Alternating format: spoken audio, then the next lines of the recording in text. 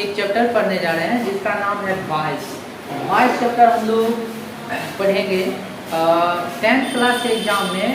ये 2 से 3 नंबर का पूछा जाता है। मतलब क्या, आप वॉइस पूरी तरह से पढ़ लेते हैं, इसका हर एक टाइप को अगर बना लेते हैं तो आपका 2 से 3 नंबर फिक्स है। चलिए हम लोग जो है आज एक्टिव से पैसिव वॉइस बनाना सीखेंगे। ये इतने सारे सेंटेंस दिए हुए हैं, इसको तो बनाएंगे ही। इससे पहले हम लोग कुछ बेसिक बातें को जानते हैं और उसके बाद फिर हम लोग एक्सरसाइज कराते हैं, उसके बाद बनाने का प्रयास करेंगे।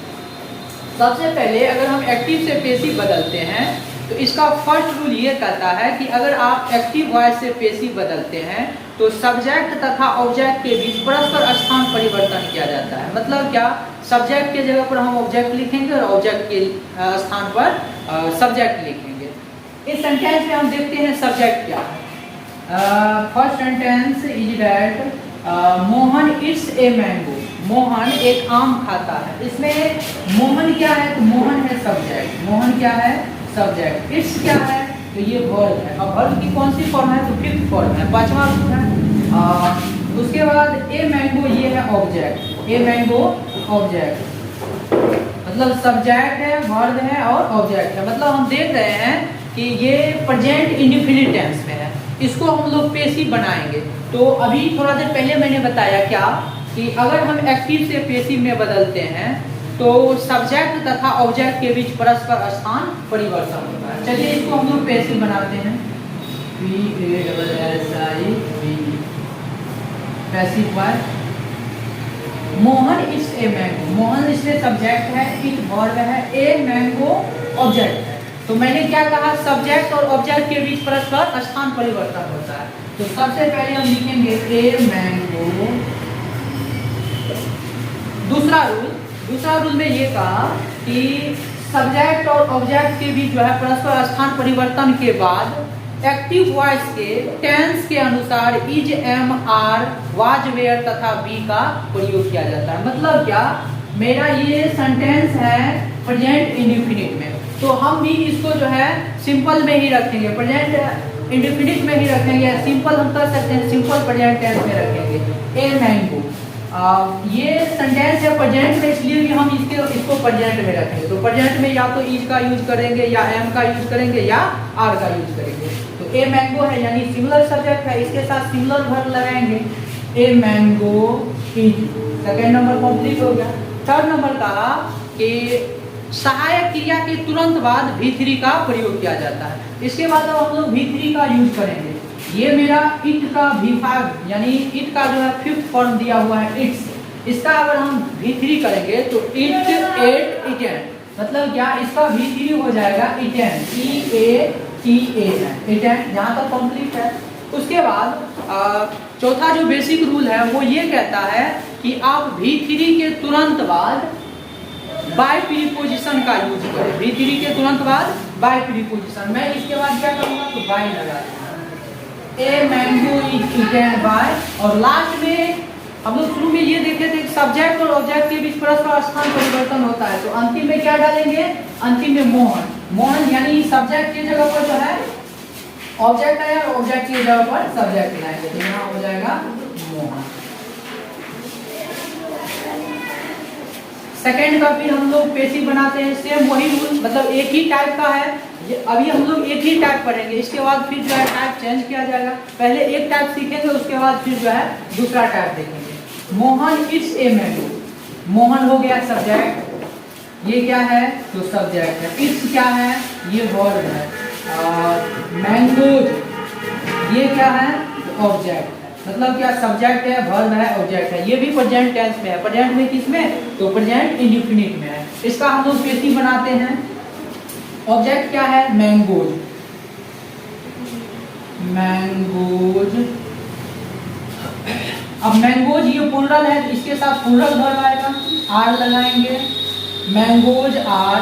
क्या कहा कि सब्जेक्ट तथा ऑब्जेक्ट के बीच जो है परस्पर स्थान परिवर्तन होता है। स्थान परिवर्तन के ठीक बाद एक्टिव वॉइस के टेंस के अनुसार सब्जेक्ट हेल्पिंग वर्ब का प्रयोग किया जाता है। मैंने सब्जेक्ट के अनुसार हेल्पिंग वर्ब का यूज किया। फिर इसके बाद कहा V3 का यूज करना है।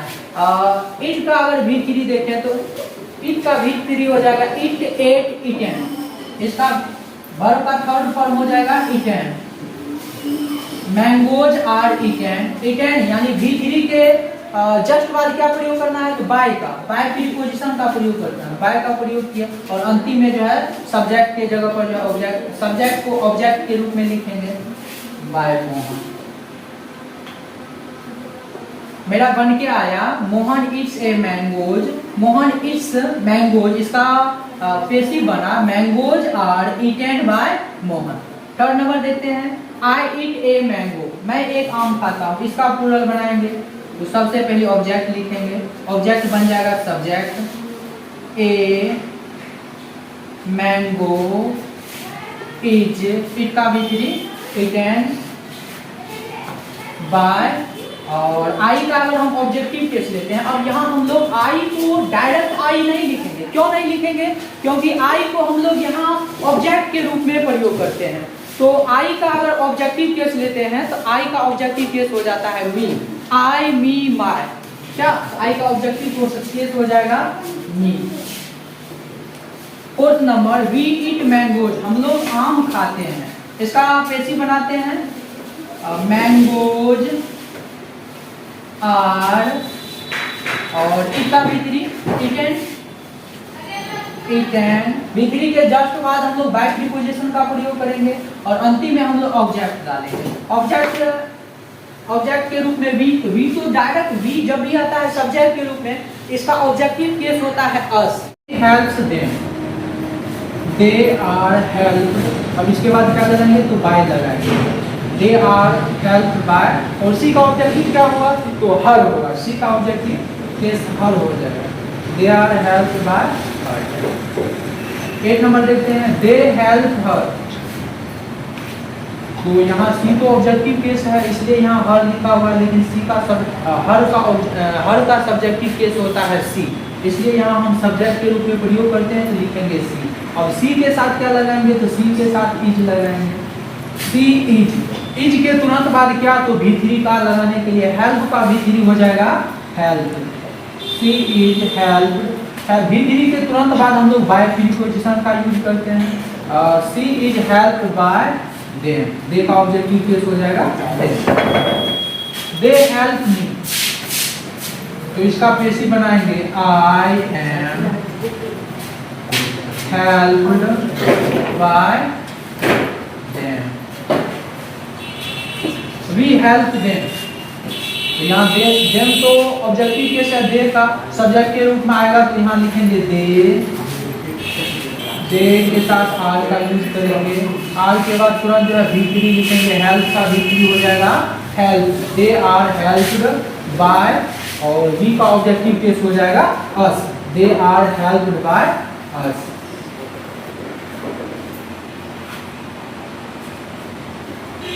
Eleventh number Mohan beats Sohan, तो इसका पेशी बनाएंगे तो ये है मेरा सब्जेक्ट, ये है वर्ब और ये है ऑब्जेक्ट। ऑब्जेक्ट के जगह पर जो है ऑब्जेक्ट को लाएंगे सब्जेक्ट के जगह पर, तो यहाँ हो जाएगा सोहन इज, और इज के तुरंत बाद V3 लगाएंगे तो V का V3 क्या होता है, बीटेन।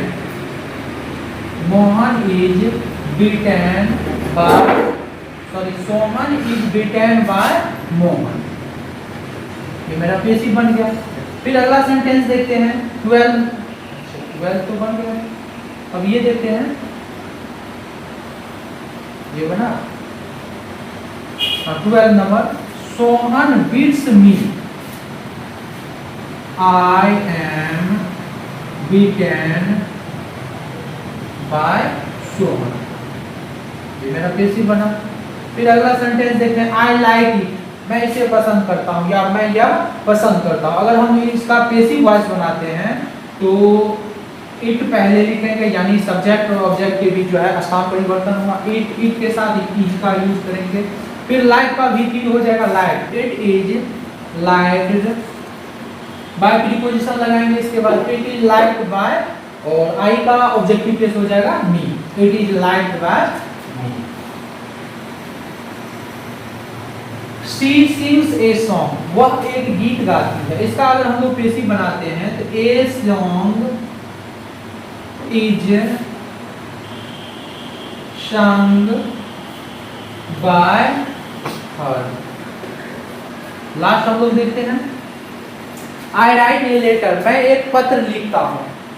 ये सब्जेक्ट है, उसके बाद ये सब्जेक्ट हो गया, ये V1 हुआ और ये ऑब्जेक्ट हो गया। मतलब क्या, ये भी हमारा प्रेजेंट इंडेफिनिट है। इसका हम लोग पैसिव बनाते हैं। सबसे पहले ऑब्जेक्ट लिखेंगे, सब्जेक्ट ऑब्जेक्ट में चेंज होकर के ऑब्जेक्ट यहाँ सब्जेक्ट के रूप में आएगा।